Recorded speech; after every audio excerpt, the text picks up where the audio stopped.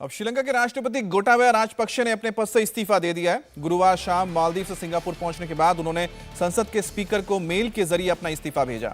राष्ट्रपति के इस्तीफे का औपचारिक ऐलान आज किया जा सकता है। राष्ट्रपति गोटाबाया राजपक्षे के इस्तीफे की खबर से श्रीलंका की राजधानी कोलंबो में जश्न का माहौल है।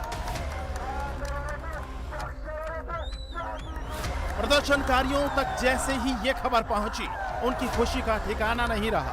अब वो नाच गाकर सेलिब्रेट करने लगे।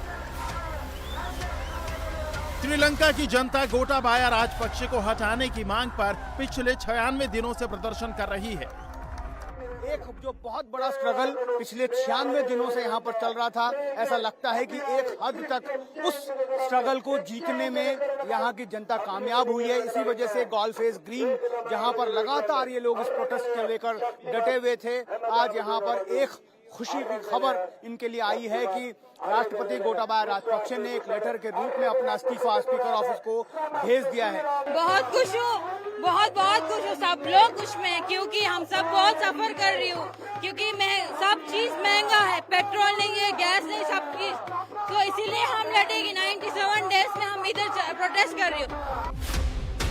गोटाबाया राजपक्षे गुरुवार शाम अपनी पत्नी और 2 सुरक्षा अधिकारियों के साथ सऊदी अरब एयरलाइंस की उड़ान से मालदीव से सिंगापुर पहुंचे। वहां पहुंचते ही उन्होंने श्रीलंका की संसद के स्पीकर महिंद्रा अबेवर्दने को अपना इस्तीफा भेज दिया, जो कि श्रीलंका में सिंगापुर दूतावास के जरिए मिला। मीडिया रिपोर्ट्स के मुताबिक राजपक्षे ने स्पीकर को इस्तीफा ईमेल से भेजा, जिसका वेरिफिकेशन और कानूनी औपचारिकताओं के बाद आज औपचारिक ऐलान किया जाएगा। उधर राजपक्षे के देश छोड़ने और इस्तीफा देने के साथ प्रदर्शनकारियों ने राष्ट्रपति भवन और पीएम आवास समेत कई प्रशासनिक इमारतों को खाली कर दिया है। उनका कहना है कि उन्होंने अपना मकसद हासिल कर लिया है। हमारा इस इमारत पर कब्जा करने का कोई इरादा नहीं है। हम सिर्फ राजपक्षे को हुकूमत से बाहर का रास्ता दिखाना चाहते थे। गोटा राजपक्षे पहले ही देश छोड़कर जा चुके हैं। अब श्रीलंका में उनके पास पावर नहीं है, यानी हमने सत्ता अपने हाथ में ले ली है।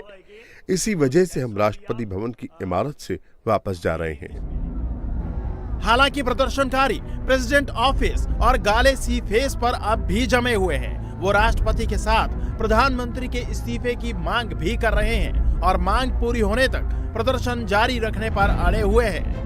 एक बड़ा फैसला लेते हुए प्रोटेस्टर्स ने उन सारी सरकारी इमारतों से खुद को अलग कर लिया जिन पर इन्होंने अब तक कब्जा किया था।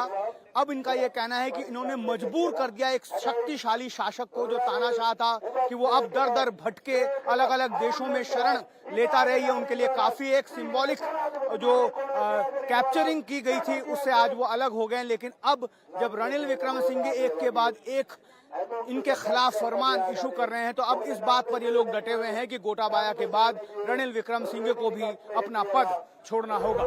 प्रदर्शनकारियों के राष्ट्रपति भवन और पीएम आवास खाली करने के बावजूद कोलंबो में अब भी तनाव की स्थिति बनी हुई है। राजधानी कोलंबो में गुरुवार रात भी कर्फ्यू लगा रहा।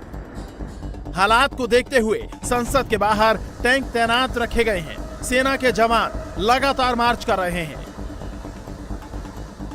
कार्यवाहक राष्ट्रपति रणिल विक्रमसिंघे ने सेना को राष्ट्रीय संपत्तियों की हर हाल में सुरक्षा करने और उन्हें बर्बादी और तोड़फोड़ से बचाने का आदेश दिया है। श्रीलंका में लगातार गहरा रहे राजनीतिक और आर्थिक संकट पर भारत लगातार नजर बनाए हुए है। विदेश मंत्रालय ने कहा है कि लोकतांत्रिक तरीके से भारत श्रीलंका के लोगों के साथ खड़ा रहेगा। हम लोग लगातार श्रीलंका के लोगों के साथ खड़े हैं ताकि वे लोकतांत्रिक माध्यमों, मूल्यों और स्थापित संस्थाओं और संवैधानिक ढांचे के तहत समृद्धि, प्रगति की अपनी आकांक्षाएं पूरी कर सकें। गोटाबाया राजपक्षे के इस्तीफे के बाद अब 20 जुलाई को श्रीलंका में नए राष्ट्रपति का चुनाव का रास्ता साफ हो गया है। सब कुछ ठीक रहा तो अगले हफ्ते श्रीलंका को नया राष्ट्रपति मिल जाएगा। हालांकि अभी गोटाबाया के भविष्य को लेकर संशय बना हुआ है, क्योंकि सिंगापुर ने अब तक साफ नहीं किया कि वो उन्हें शरण देगा या नहीं। इंडिया टीवी हर वक्त हर जगह डाउनलोड करने के लिए सर्च करें India TV news Google play store या ऐप स्टोर पर।